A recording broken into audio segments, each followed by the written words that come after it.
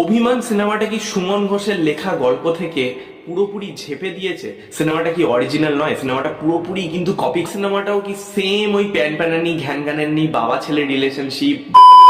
I watched Indradeep Dasgupta পরিচালিত অভিমান সিনেমায়, যেখানে লিড রোলে রয়েছে প্রসেনজিৎ চ্যাটার্জি, যিশু সেনগুপ্ত এবং শুভশ্রী গাঙ্গুলি।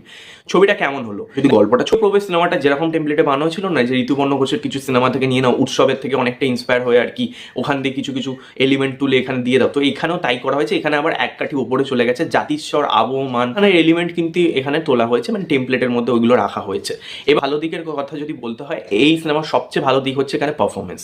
এখানে প্রসেনজিৎ চ্যাটার্জি সে তার 200% দেওয়ার চেষ্টা করেছে, এবং তার ক্যারেক্টারটা মানে সেটা ইয়াং কাল হোক, বিশেষ করে বার্ধক্যকাল হোক, দুটোই কিন্তু খুব ভালোভাবে প্লে করেছে। মানে আপনাকে প্রসেনজিৎ চ্যাটার্জি কিন্তু বারবার প্রুভ করেছে যে সে একজন ভালো অভিনেতা, এবং আপনি যখন তাকে স্ক্রিনে দেখবেন তার মনে হবে যে মানে তার প্রতি যে ইমোশনটা সেটা না অডিয়েন্সের তৈরি হয়। মানে মানে বার্ধক্য অবস্থায় যাচ্ছে এবং তার কিছু জায়গায় ইমোশনাল অ্যাঙ্গেল এখানে দেখানো হয়েছে ছেলেদের বাবার, সেই ইমোশনাল অ্যাঙ্গেলটা কিন্তু কোথাও গিয়ে মানে সেই কানেকশনটা তৈরি করতে পারে। যিশু সেনগুপ্ত, যার কথা বলতেই হবে, আমি তো শুধু প্রসেনজিৎ চ্যাটার্জির কথা বলবো না, যিশু সেনগুপ্তরও পারফরমেন্স কিন্তু এখানে দারুণ। ঠিক আছে, সে তার ক্যারেক্টার কিন্তু খুব ভালোভাবে প্লে করেছে। তার সাথে প্রসেনজিৎ চ্যাটার্জির ইকুয়েশন, সেটার মধ্যে মান, অভিমান, ভালোবাসা সব কিছু কিন্তু জড়িয়ে রয়েছে। তো সেকেন্ড পজিটিভ দিক যেটা বলতে হবে এখানে হচ্ছে কিছু জায়গায়, কোনো জায়গায় যে হোম্যাজ যেভাবে দেওয়া আছে, মানে ধরো যেখানে বৃষ্টি পড়ছে আবার চোখ দিয়ে কান্নার জল, মানে এই যে হোম্যাজগুলো বা মোমবাতির আলোর সাথে যেভাবে হোম্যাজগুলো দেওয়া আছে, প্রত্যেকটা সিনের সাথে সিকোয়েন্সের সাথে যেভাবে হোম্যাজ দেওয়া আছে, ট্রানজিশন শটগুলো যেভাবে রাখা হয়েছে, মানে এডিটিং খুব ভালো হয়েছে। এবং যেভাবে মানে হচ্ছে এন্ডিংটা বেসিক্যালি সিনেমার কিন্তু অনেকটাই কিন্তু ইম্প্যাক্টফুল। মানে সিনেমাটার এন্ডিং কিন্তু দেখার পর আপনার কোথাও গিয়ে একটু হলেও ইম্প্যাক্ট রেখে দিতে পারে। তো আমি বলবো আমার নেগেটিভ দিকের কথা বলতে হয়, সবার প্রথমে এই সিনেমার নেগেটিভ দিক হচ্ছে এই সিনেমার ফার্স্ট হাফ।